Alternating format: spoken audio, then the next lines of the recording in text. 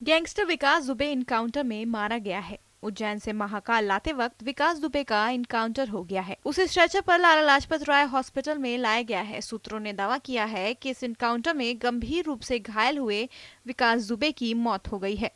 दरअसल विकास दुबे को कानपुर ला रही एसटीएफ के काफिले की गाड़ी आज सुबह दुर्घटनाग्रस्त हो गई थी। हादसा कानपुर टोल प्लाजा से 25 किलोमीटर दूर हुआ। बताया जा रहा है कि जब गाड़ी दुर्घटनाग्रस्त हुई उस समय विकास दुबे हथियार छीनकर भाग निकला। विकास गुरुवार को उज्जैन के महाकाल मंदिर के बाहर गिरफ्तार हुआ था, जिसके बाद मध्य प्रदेश पुलिस ने विकास को यूपी एसटीएफ को सौंप दिया था। माना जा रहा था कि विकास दुबे के पकड़े जाने से कई बड़े नामों का खुलासा हो सकता है, क्योंकि विकास दुबे के संबंध राजनेताओं और पुलिस के लोगों से भी थे। लेकिन पुलिस मुठभेड़ में उसके मारे जाने में अब इन खुलासों पर पूर्ण विराम लग गया है। हालांकि यूपी एसटीएफ के अफसर हादसे को लेकर अभी कुछ बोलने से बच रहे हैं, लेकिन माना जा रहा है कि तेज बारिश और गाड़ी की रफ्तार तेज होने की वजह से गाड़ी पलट गई है। वहीं अगर विकास दुबे के राजनीतिक सफर की बात करें तो विकास दुबे 25 साल से प्रदेश के प्रमुख राजनीतिक दलों के साथ रहा था।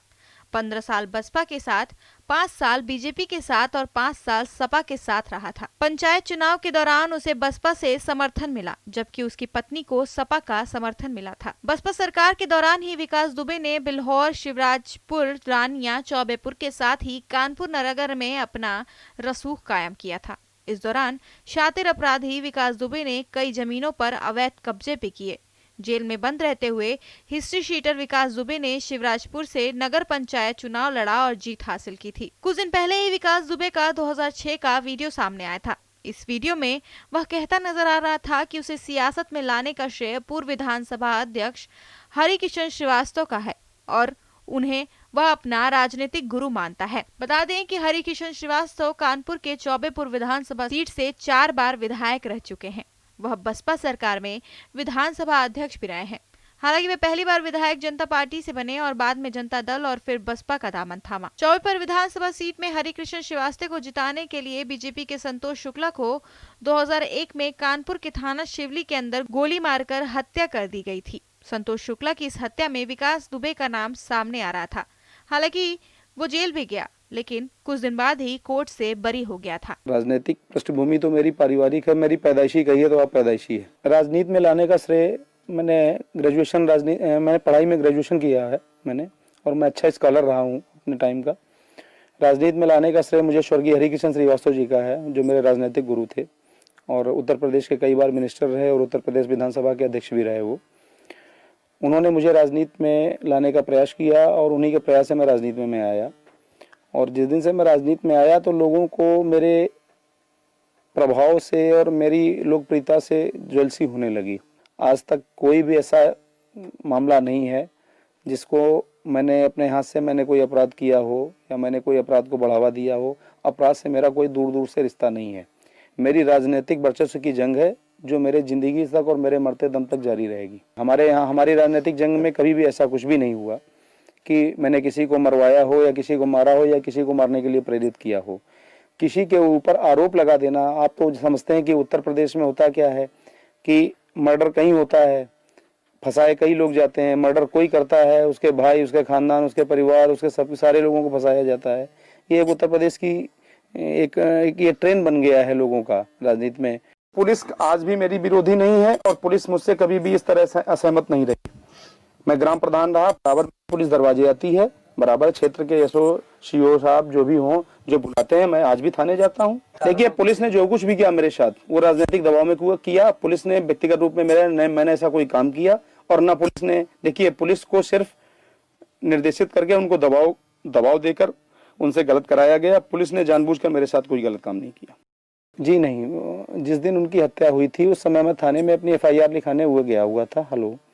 मेरे ऊपर अटैक हुआ था। उसके बाद मैं जब वहां से चला आया, जब अपने ऊपर अटैक किया मेरे ऊपर, मैं उस दिन कानपुर जा रहा था अपनी पत्नी को लेकर। वो बीमार थी, उनको किडनी पेन था। रास्ते में मेरे ऊपर बम से अटैक किया गया, बम और गोलियां चलाई गई मेरी गाड़ी पर। तो मैं उसकी FIR जब मैंने SP कानपुर देहात को फ़ोन किया कि मेरे ऊपर इस तरीके से घटना हुई, तो उन्होंने मुझे कहा कि आप वहीं रुकिए, मैं फोर्स भेज रहा हूँ। फोर्स मुझको वहाँ से लेके आया, मैंने थाने में FIR लिखाई और मैं चला आया। इसके बाद थाने में जिन मंत्री जी का आप नाम ले रहे हैं वो मंत्री जी किन्हीं कारणों से अपना पहुंचे और उन्होंने किसी तरीके से पुलिस से उलझाव किया, वहाँ लोगों से उनकी कहासुनी हुई। इसके बाद क्या हुआ क्या नहीं हुआ उससे मेरी जानकारी नहीं है।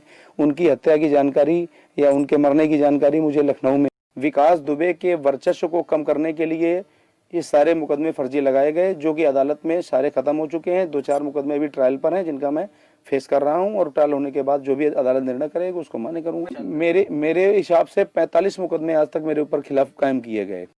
देखिए, मुझे अभी तक सरकारी सुरक्षा प्राप्त थी इस गवर्नमेंट में 11 दिसंबर 2004 तक, 4 जनवरी 2005 तक मुझको सरकारी गनर प्राप्त था। एक बार नहीं, 3-3, 4-4 बार प्राप्त रहा मुझे, लेकिन कुछ राजनीतिक कारणों से मेरा गनर वापस ले लिया गया। इसलिए मुझे व्यक्तिगत सुरक्षा अपनी रखनी पड़ती है। और चूंकि आप जानते हैं उत्तर प्रदेश की राजनीति में राजनीति करने वाले आदमी को या चर्चित आदमी को अपने राजनीति से ज़्यादा अपने सुरक्षा की चिंता होती है, लेकिन मैं उतना भी चिंतित नहीं होता हूँ। राजनीति में जो लोग एक दूसरे को नीचा दिखाने के लिए गलत प्रभाव का इस्तेमाल, सत्ता का और पुलिस का दुरुपयोग करते हैं, ये नहीं करना चाहिए। किसी भी अच्छे व्यक्ति को आगे बढ़ने से रोकने के लिए ये रास्ता अच्छा नहीं है।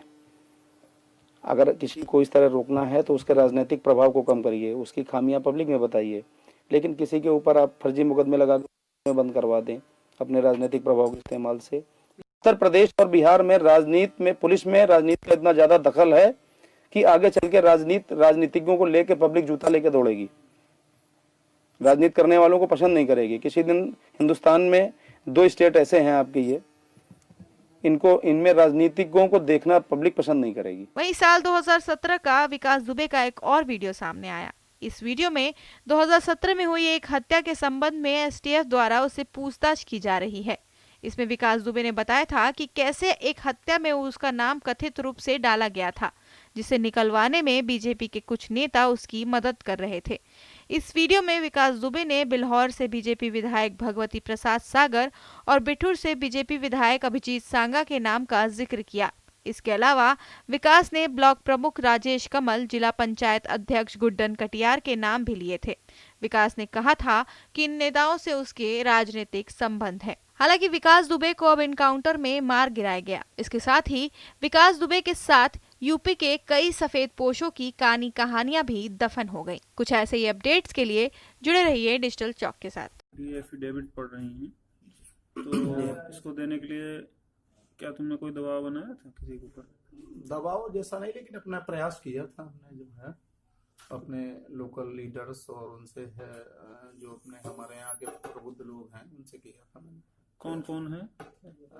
जैसे हमारे लोकल विधायक हैं, भगवती प्रसाद सागर जी हैं, और अभिजीत सांगा जी हैं एमएलए, और हमारे ब्लॉक प्रमुख हैं राजेश कमल जी, और जिला पंचायत अध्यक्ष हैं गुड्डन कटियार जी, और प्रधान लोग भी हैं 2, 3, 4, 5 लोग।